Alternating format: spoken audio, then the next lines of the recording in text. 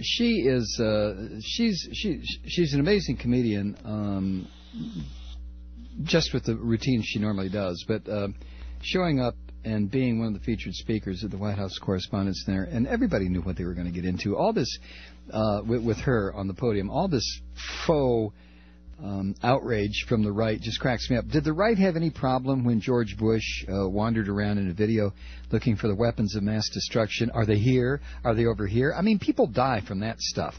Wanda Sykes is not responsible for murdering anybody. George W. Bush is. Here she is again addressing the president. Some people won't even allow you to help. Like, what's up with all these governors not wanting to take the money? Who turns down money? You know, maybe you should get Oprah to give it away. Oprah said, okay, governors, look under your seats.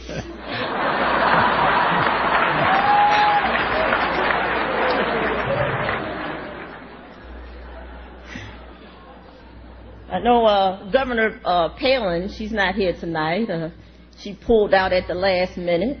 You know, somebody should tell her, that's not how you really practice abstinence. Oh, my God. She continues to talk about the stimulus plan. You know, these things, the states, they need the money. They need the money, especially our school system. I'm so happy that you're doing something about education and you want to pay our teachers more, because our teachers are grossly underpaid. That's right. Pay the teachers more money. Maybe then they'll stop sleeping with the students. Oh, my goodness. John McCain. She talks about John McCain. But, Mr. President, you've had your fair share of critics. You know, even Senator McCain.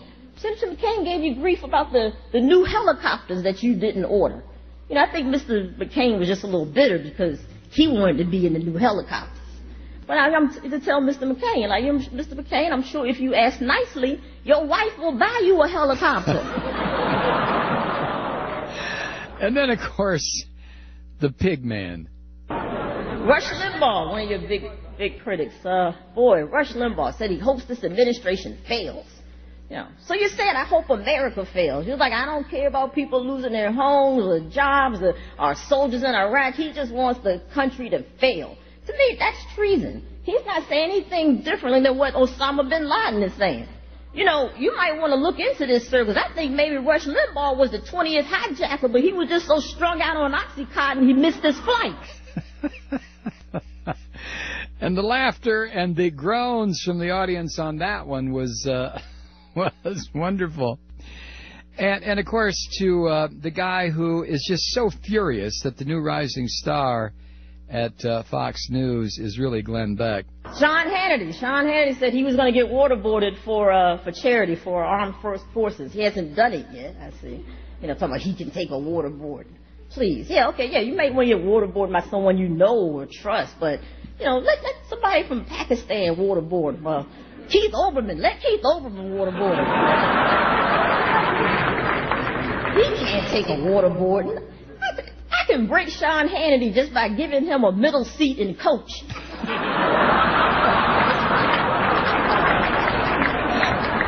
Oh, I need leg room. Yeah, isn't that the truth with these wimpy little right-wing bastards? Finally, Dick Cheney. Dick Cheney, oh my God, he's a scary man. It scares me to death. I tell my kids, I say, look, if two cars pull up and one has a stranger and the other car has Dick Cheney, you get in the car with the stranger.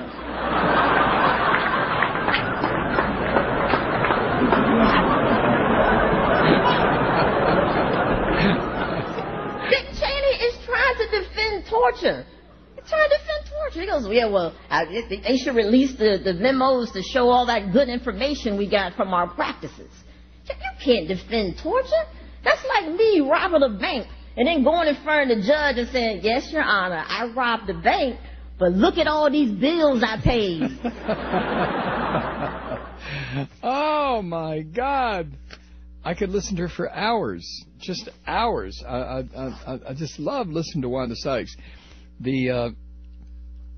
Kathy didn't have the other thing she said about Limbaugh was, you know, he wants the country to fail. I wish his kidneys would fail. Oh, God. Yeah, but see, as soon as people on the left start handing it back to these scum and thugs and bastards on the right, doesn't the caterwauling just rise like a brown cloud of toxic dust over the country as soon as Monday morning rolls around and the daily assault over the airwaves begins once again from these turds on right-wing radio, which is 99% of all radio. And here it comes again every Monday. You know, we get Saturday and Sunday off. In some markets, they play rebroadcasts of these thugs. But you know it's a rebroadcast, and if you're a normal human being, you can escape it. Even if you're a right-winger, you probably don't listen on Saturday and Sunday to the rebroadcast of these Hannity and Savage and Beck and the rest of these bastards because, you know, even right-wingers at some point need to come up for air, I guess. But then come Monday morning, here we go. First thing in the morning, wham, it's back. You know, this toxic cloud of lies and deceit and poison and support for murder and torture and stomping on the Constitution, and it just goes on all week, day after day after day. Have you noticed that? That's why this program, The Malloy Show, is such a breath of night air.